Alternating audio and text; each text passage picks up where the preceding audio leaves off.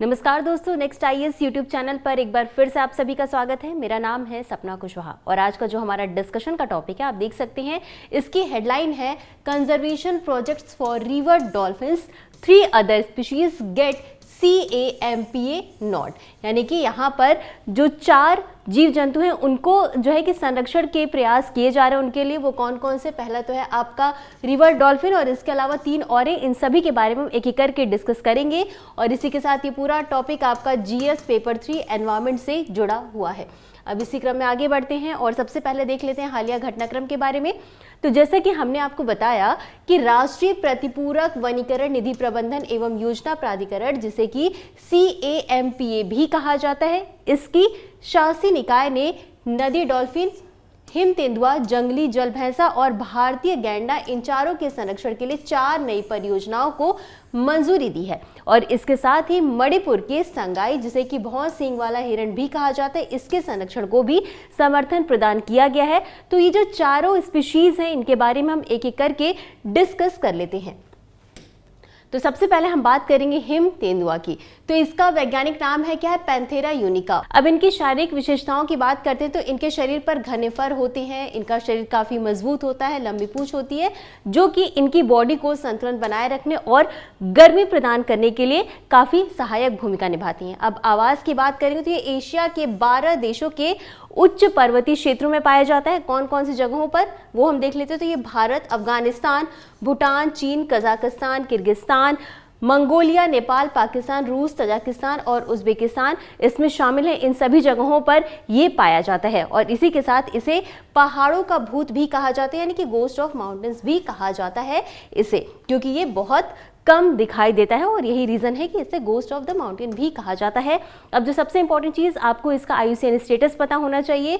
तो इसे vulnerable, IUCN की वल्नरेबल श्रेणी में रखा गया है। और इसी क्रम में आगे बढ़ेंगे, अगली स्पीशीज की बात करेंगे जिसका नाम है जंगली जल भैंसा और इसके वैज्ञानिक नाम क्या है, वुवालस एर्नी।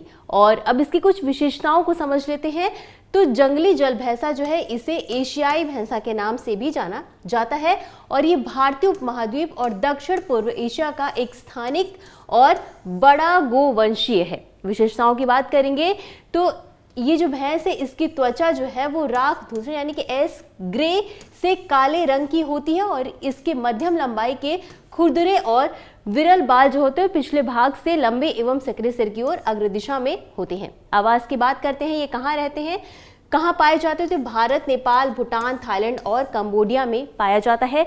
इसके अलावा ये कुछ और जगहों पर पाए जाते हैं। वो कौन कौन सी जगह है उन्हें भी एक बार देख लेते हैं। तो ये असम की सबसे पहले बात करेंगे तो ये असम में काजीरंगा, मानस और डिब्रू सेखोवा राष्ट्रीय उद्यान में पाए जाते हैं। साथ ही साथ लाओखोवा वन्यजीव अभ्यारण्य, बुरा चापोरी वन्यजीव अभ्यारण्य और असम के कुछ अन्य बिखरे हुए जो क्षेत्र हैं वहां पर भी ये देखने को मिलते हैं। अरुणाचल प्रदेश में ये डी एरिंग मेमोरियल वन्यजीव अभ्यारण्य में देखने को मिलते हैं। और मेघालय की बात करेंगे तो ये मेघालय में बालफकराम राष्ट्रीय उद्यान में पाए जाते हैं।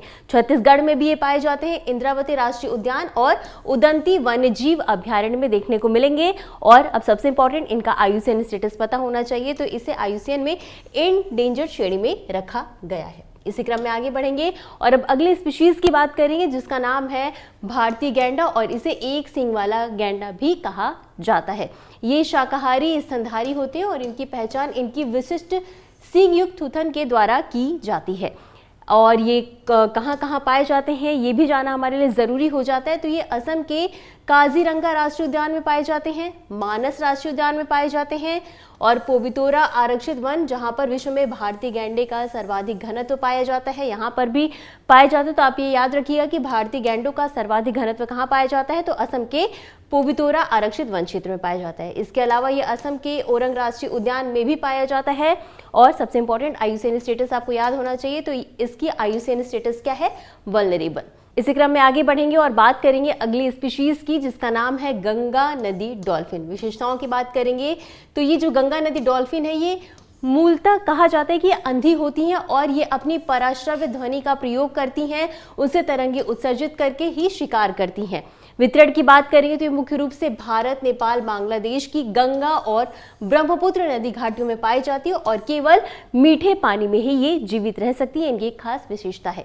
IUCN स्थिति की बात करेंगे तो ये एंडेंजर्ड श्रेणी में इसे रखा गया है। और एक इंपॉर्टेंट चीज कि वर्ष 2009 में गंगा नदी डॉल्फिन को भारत का राष्ट्रीय जलीय जीव घोषित किया गया था। तो आपको पता होना चाहिए कि भारत का राष्ट्रीय जलीय जीव कौन है, तो गंगा नदी डॉल्फिन है। और इसी के साथ ये असम का राज्य जलीय जीव भी है। अब बात करेंगे सिंधु नदी डॉल्फिन की, तो इसकी विशेषताओं की बात कर लेते हैं। तो ये सिंधु नदी डॉल्फिन जो है ये भी अंधी होती है और ये मार्ग खोजने और शिकार का पता लगाने के लिए प्रतिध्वनि का प्रयोग करती है। और वितरण की बात करेंगे तो ये मुख्यतः पाकिस्तान की सिंधु नदी प्रणाली में पाई जाती है और इसकी एक छोटी आबादी जो है वो भारत की ब्यास नदी में भी पाई जाती है। और इसे मूल रूप से इसे सामान्यतः भूलन भी कहा जाता है। IUCN स्टेटस की बात कर लेते हैं तो इसे भी इंडेंजर श्रेणी में रखा गया है। और राज्य प्रतीक की बात करते हैं तो सिंधु नदी डॉल्फिन जो वो पंजाब का राज्य जलीय जीव है, तो आपको ये भी याद होना चाहिए। इसी क्रम में आगे बढ़ते हैं